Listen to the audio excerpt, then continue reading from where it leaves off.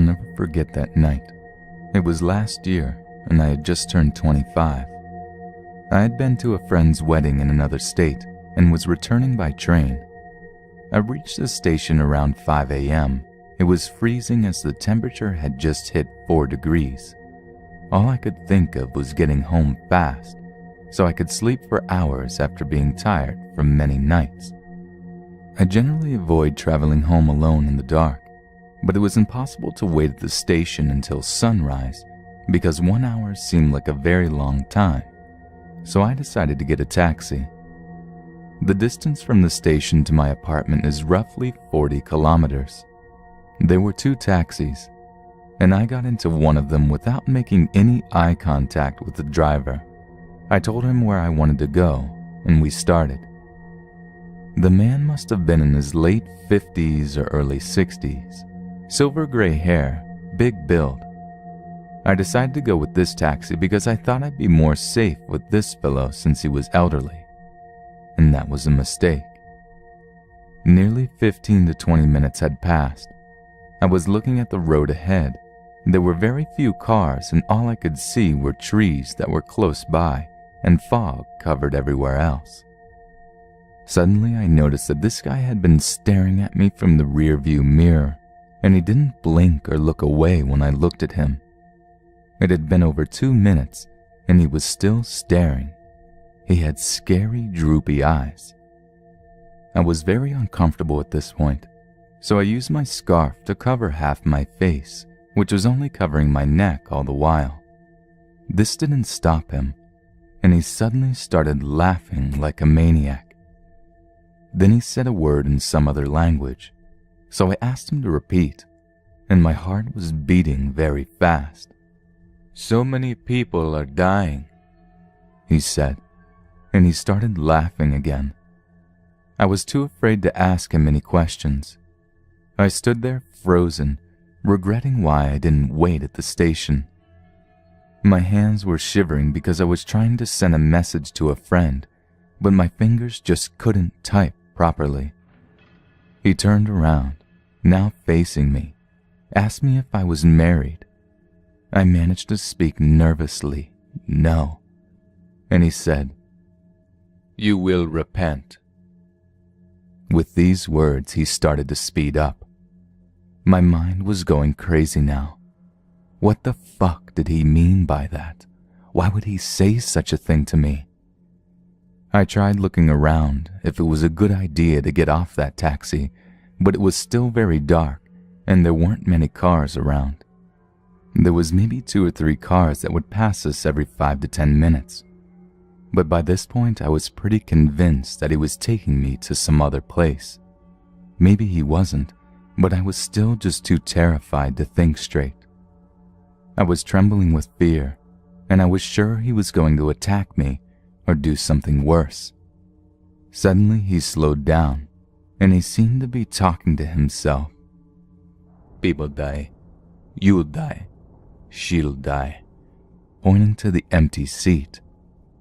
With those words, he stopped the taxi right there and asked me to get down, saying, "We need fresh air, and the petrol's over."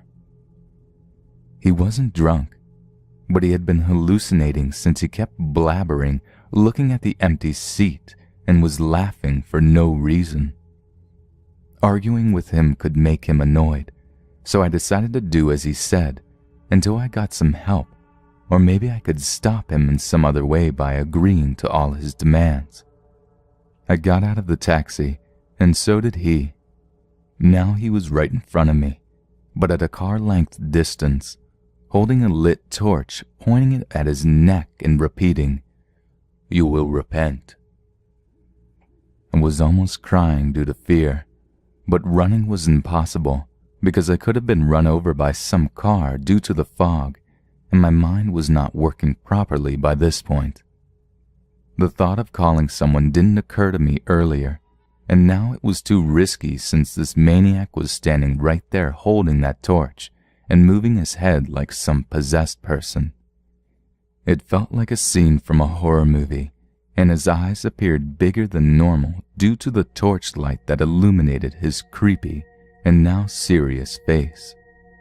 He said something again, which I didn't understand. I was sure he was going to kill me or torment me before that. I was extremely restless and looking around everywhere for help. To my relief, there was a car passing by and it stopped there looking at us just standing in the middle of the road. The random passerby came running to me and asked me to go towards his car where his daughter, who was nearly my age, opened the door. The insane cab driver ran back to his taxi and drove off in seconds. I was still breathing heavily and told them what had happened in the last 30 or 40 minutes. They told me I was going in the opposite direction of my destination, and it was not a safe area since many incidences had already occurred with girls in that area. I was right. That driver was taking me to some other place. They had sensed something was wrong by the way that maniac stood there holding the torch and the way the light shone my silhouette more clearly, so they decided to check what was going on. Had they not stopped, I wouldn't be alive to tell this incident. Since that night, I never travel alone again at night. I'm thankful that those people who saved my life stopped, and sometimes we see many people who say they need help, but we fear it could be a trap and we don't stop. Had they thought the same thing, I'd be dead.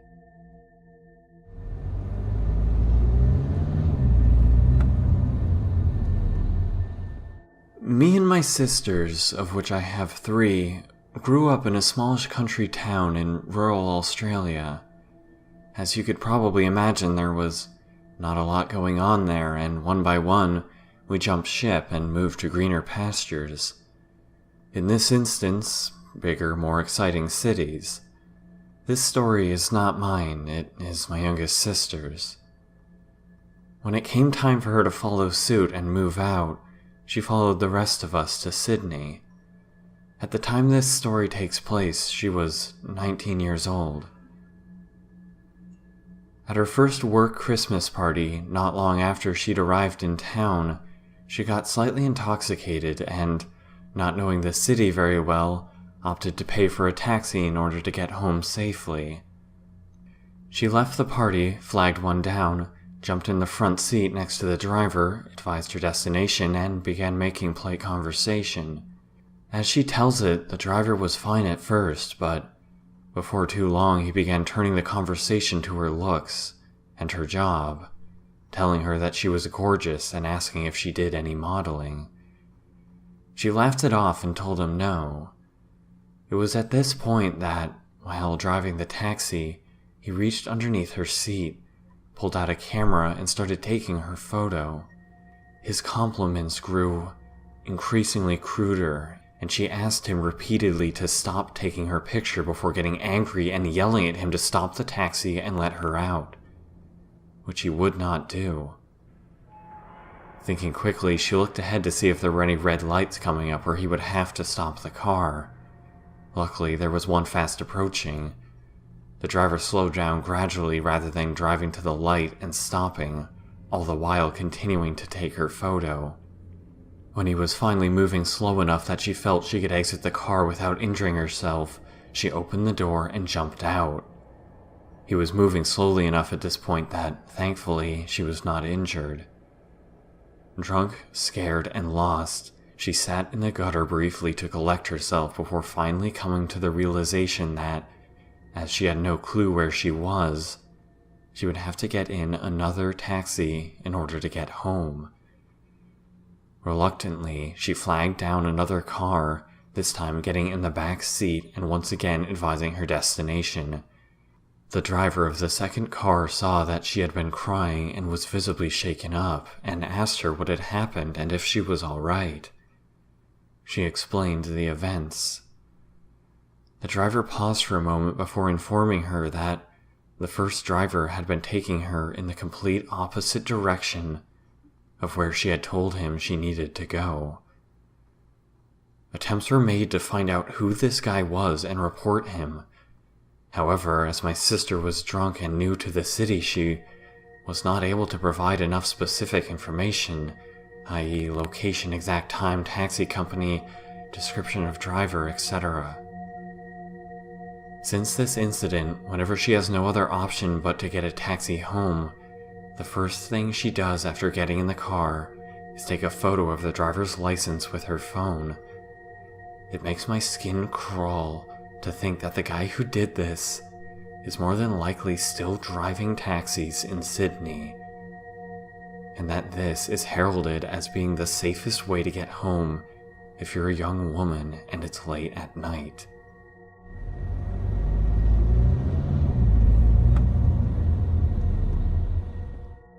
I work at a bar in a suburb of Melbourne that is safe during the day, but has become sort of notorious for a high rate of rapes and abductions during the nighttime, specifically along this main street that my work is on. I often work night shifts or late shifts. Tonight I even finished at 11. For some context, I am a petite 19-year-old girl. I got out of work at 11 and started to walk down the street, which is quite well lit in some parts, but quite dark in others, and began looking to hail a taxi. I was having no luck finding one, and in fact there were very few cars about, which was unusual. I looked across the road and saw a dude with a hoodie on that was concealing most of his face. He looked young, maybe early to mid-20s, and high on something. He seemed quite shady to me, and I noted he was pretty tall but thin, and I guess I looked at him for too long, because then he crossed the street towards me. I stopped looking at him and started walking sort of fast down the street, looking behind me to keep my eye on his distance and to now more desperately get in a taxi. I turned around to look at him, and to my relief he was walking into a side street. I stepped onto the street trying to get a better view down the road when he came back around from the side street. My stomach dropped as I saw he was now with two more guys. I started to walk really fast now, and they began to walk after me. I was walking as fast as I could without jogging. I was getting really panicked and was thinking of hailing down any car to ask someone for help. The three men were getting closer, and they were shouting at me, but my anxiety sunk in and I didn't hear what they said. It was only white noise. A taxi with its lights off drove past, and I ran out into the middle of the road. The driver said he was finished for the day and wasn't taking any more customers. I told him I was being followed and asked if I could sit in his car for a second to feel safe. He let me in the taxi and drove 20 meters away and told me to get out. The men were all still there. I begged him to take me out of sight a little further down the road. He noticed how scared I was then and had got concerned and fatherly. The taxi driver was extremely lovely and refused to let me get out of his car until he found me another taxi to take me home. He drove around with me for a few minutes until we found one. He beeped the other cab down and explained the situation to him.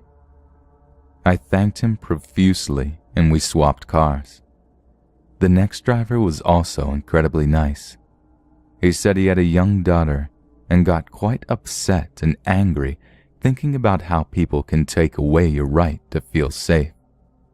I had felt like I was in real danger, and I'm so thankful they were there and it helped me out.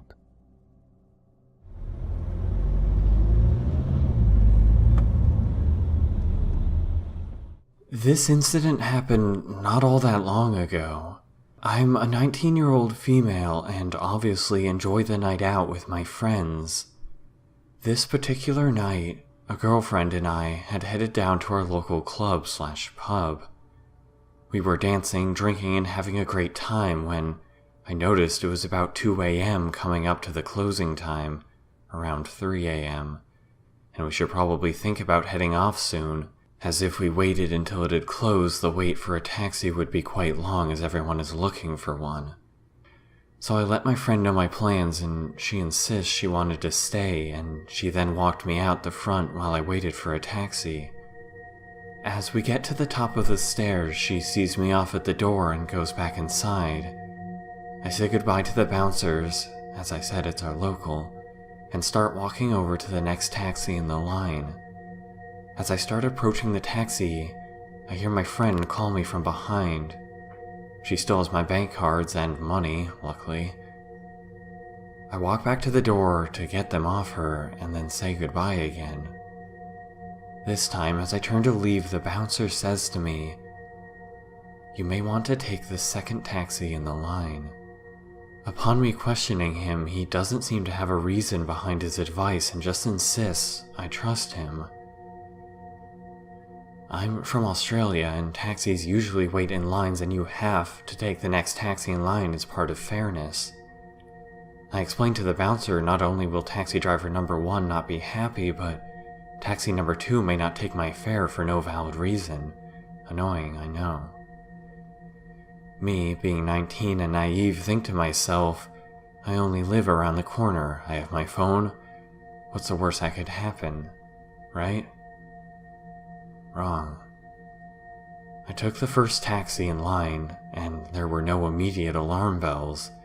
He didn't seem different than any other taxi driver, not exactly polite nor rude, just a taxi driver. We are a few minutes into the fare, driving along the coastlines to my suburb when, all of a sudden, he pulls the taxi over to the side of the road and starts walking around to my door. At this point, I'm so confused as to what is going on. First thought maybe there's a flat tire, until he opens my door. I asked him what he's doing, and he replies, "We're going to the beach." Alarm bells and red flags went off left, right, and center. I grabbed my phone and dialed 000 right away and told him I was calling the police. He started to panic and told me not to be silly, and he just wanted some quality time. He reached for my arm to try and get me out of the car. I pushed him away, closed the door, and waited to be connected. I read a lot about people who are polite to creepers in these situations, but I was anything but. At this point, I was connected with someone from emergency who asked what my emergency was, and I said I needed assistance and gave her my address. She then proceeded to tell me I needed to call the police assistance line if it wasn't an emergency. I responded with, "Well, it's about to be if you don't get someone down here." She assured a car was on the way and to get out of the car. We were only a minute or two down the road from where we departed, and usually there are 3 or 4 squad cars there preparing for the end of the night antics. I knew I would have assistance in no time. While all this was happening, he was walking back to his driver's side and attempting to get back in. I don't know if he would have driven away with me in the car, kicked me out or what, but I got out and he sped off. I kicked myself for not getting his taxi ID, which is something I usually do.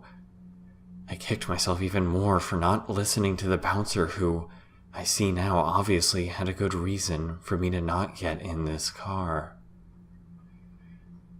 I rang my friend and asked her to stay on the phone with me. I just told her I was still outside waiting for the taxi and got bored.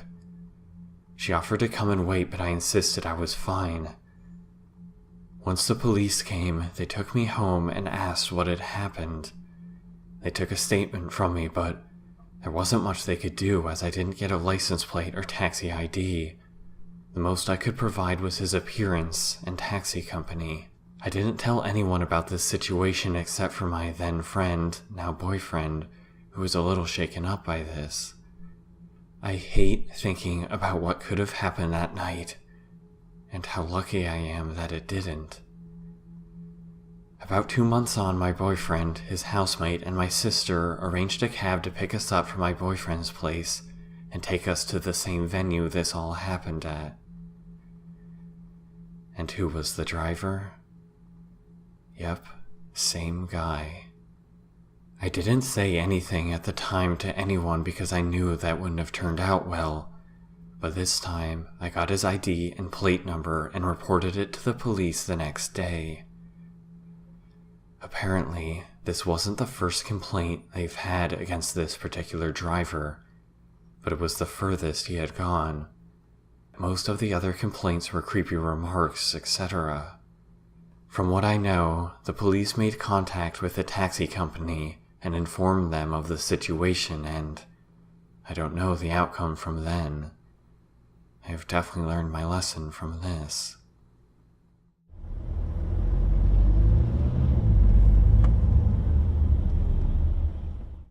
I'm a 17-year-old female from the UK, and this took place a few months ago at my grandfather's funeral, or at least the after-party to it. Me, my cousin, and her best friend were drinking, because that's what you do at a wake or whatever. I was 16 at the time, and I needed to go home at 1 in the morning, and I was completely shit-faced, so I called a taxi. I wasn't ready to walk home in the state that I was in. After 10 minutes, the taxi arrived. I quickly finished my drink, said goodbye to everyone there, and got in the taxi waiting outside. The taxi driver was a pretty ordinary-looking Pakistani or Indian guy with dark hair and glasses. I paid to go home, which cost something along the lines of £40.50. And I never said a word to him besides my destination. On the way, he asked a bunch of questions, like my age, why I was out drinking so late, and why I'm going home alone. I told him I was 18. I don't know why I did, and maybe I wanted to feel older or something. I said that I was back from a funeral and wanted to dull the pain. I didn't answer the last question. He asked me if anyone was at home to open the door for me or to see me to bed safely, me thinking this dude was just a good Samaritan wanting to know I was safe. I just said that everyone at home was likely asleep, but it didn't really matter because I was often a rebel and came in late and they knew that. In retrospect, I probably should have just said there was someone at home waiting for me to return. Around halfway through the journey home, the driver drove past a turn he was meant to be taking. I told him, and he just said this way was much quicker, and he didn't want to waste my time. Wrong turn after wrong turn, and he used the same excuse every time. This way is much quicker, and don't worry about it. He went down an alley near a closed-down theater and a car dealership, which was also shut down. I told him he must be confused because this is not near my house. The car stopped slowly, and I became confused. I asked what was wrong, and he put his arm around me. He told me that he couldn't focus on the road because of how distracting I was. He then leaned into a kiss, but I blocked him off with my hand and asked what he was doing. Maybe I gave him some mixed signals, I don't know. Keeping one hand on my shoulder, he grabbed my leg. This is when I started getting serious creeper vibes. He then unzipped his trousers and presented himself to me. I went from thinking he was just a regular guy who's been receiving mixed signals to a full-blown rapist in seconds. He began to feel me up, my chest and thighs. I honestly had no idea what to do at this point. Should I do what he wants, or should I try to escape? But if I don't, he'll probably kill me. I made a snap judgment and went along with it. I pretended it was totally fine, and what he was doing wasn't rape, and that I wasn't underage. I started to feel him up too, and I kissed him a few times. And luckily, before it could get anywhere else, he got a call. He told me that he needed to answer it and that we had to do this some other time. I said okay, and he dropped me off at home. I haven't told anyone and don't plan on doing so, and haven't called a single taxi since. I'm just glad it didn't go anywhere, because if it did, I could have been raped or killed. Whoever was on the other side of that phone call, I owe you my life. I called the police anonymously the next morning and gave them a description. No arrest has been made yet.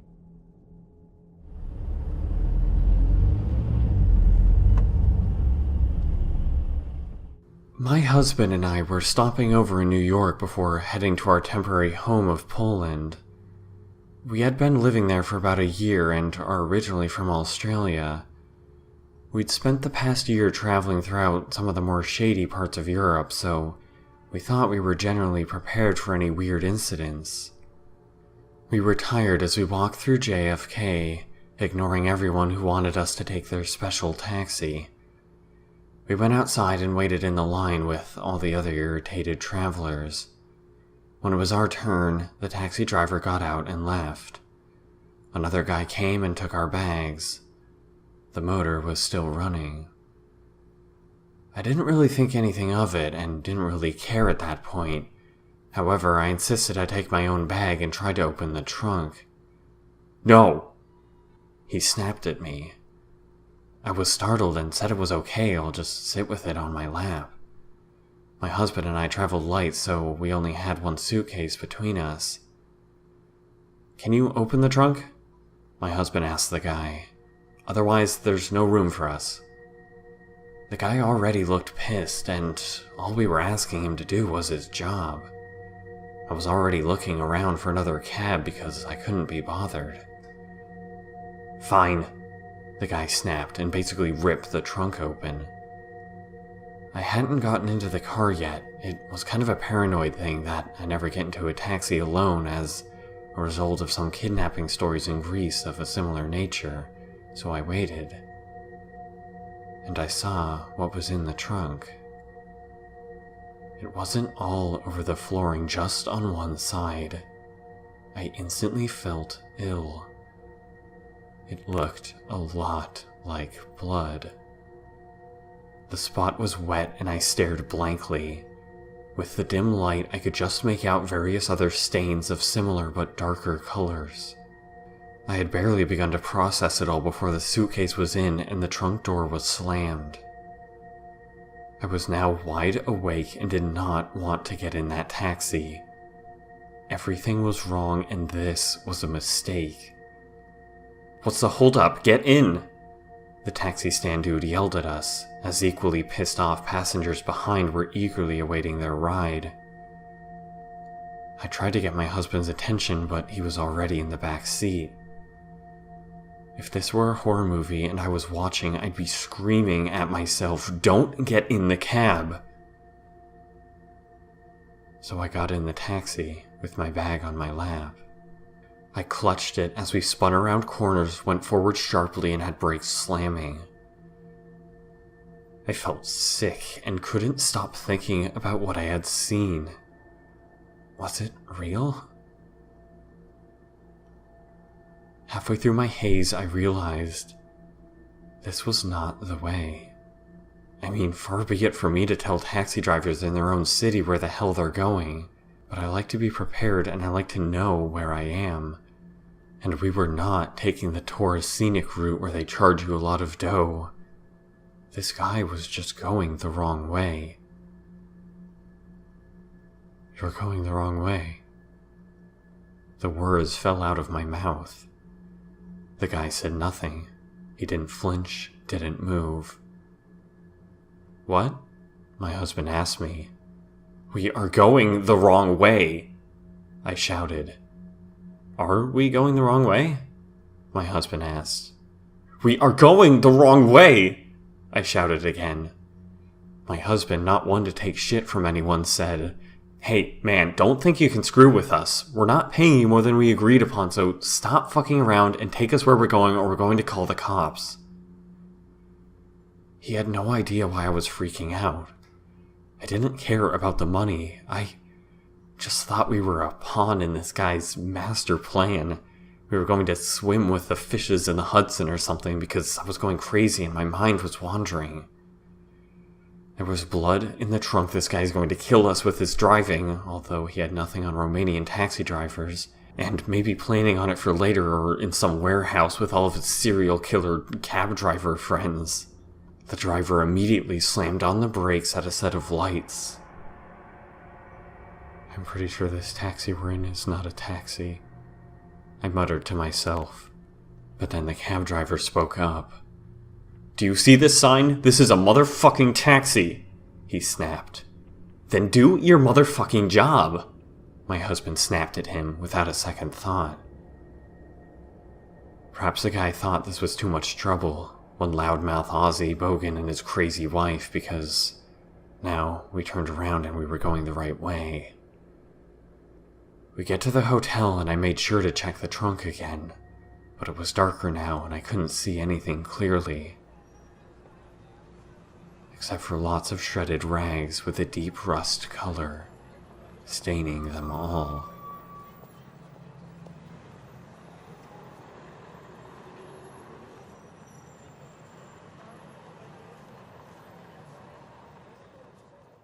If it was a good idea to get off that taxi, but it was still very dark and there weren't many cars around. There was maybe 2 or 3 cars that would pass us every 5 to 10 minutes. But by this point I was pretty convinced that he was taking me to some other place. Maybe he wasn't, but I was still just too terrified to think straight. I was trembling with fear, and I was sure he was going to attack me or do something worse. Suddenly he slowed down, and he seemed to be talking to himself. People die. You'll die. She'll die. Pointing to the empty seat. With those words, he stopped the taxi right there and asked me to get down, saying, "We need fresh air, and the petrol is over." He wasn't drunk, but he had been hallucinating since he kept blabbering, looking at the empty. I'll never forget that night. It was last year, and I had just turned 25. I had been to a friend's wedding in another state and was returning by train. I reached the station around 5 a.m. It was freezing as the temperature had just hit 4 degrees. All I could think of was getting home fast, so I could sleep for hours after being tired from many nights. I generally avoid traveling home alone in the dark, but it was impossible to wait at the station until sunrise because 1 hour seemed like a very long time, so I decided to get a taxi. The distance from the station to my apartment is roughly 40 kilometers. There were 2 taxis, and I got into one of them without making any eye contact with the driver. I told him where I wanted to go, and we started. The man must have been in his seat and was laughing for no reason. Arguing with him could make him annoyed, so I decided to do as he said until I got some help, or maybe I could stop him in some other way by agreeing to all his demands. I got out of the taxi, and so did he. Now he was right in front of me, but at a car-length distance, holding a lit torch, pointing it at his neck and repeating, "You will repent." I was almost crying due to fear, but running was impossible because I could have been run over by some car due to the fog, and my mind was not working properly by this point. The thought of calling someone didn't occur to me earlier, and now it was too risky since this maniac was standing right there holding that torch and moving his head like some possessed person. It felt like a scene from a horror movie. Then he said a word in some other language, so I asked him to repeat, and my heart was beating very fast. "So many people are dying," he said, and he started laughing again. I was too afraid to ask him any questions.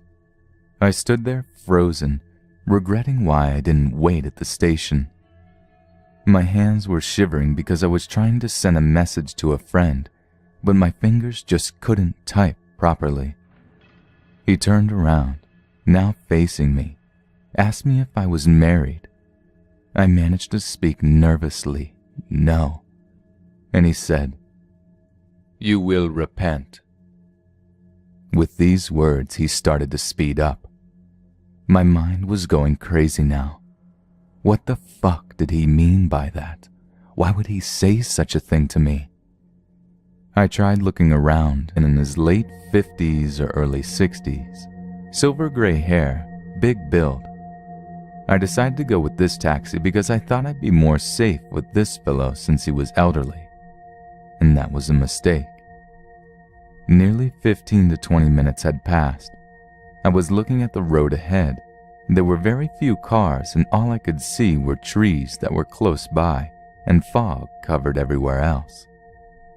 Suddenly I noticed that this guy had been staring at me from the rearview mirror, and he didn't blink or look away when I looked at him. It had been over 2 minutes, and he was still staring. He had scary, droopy eyes. I was very uncomfortable at this point, so I used my scarf to cover half my face, which was only covering my neck all the while. This didn't stop him, and he suddenly started laughing like a maniac.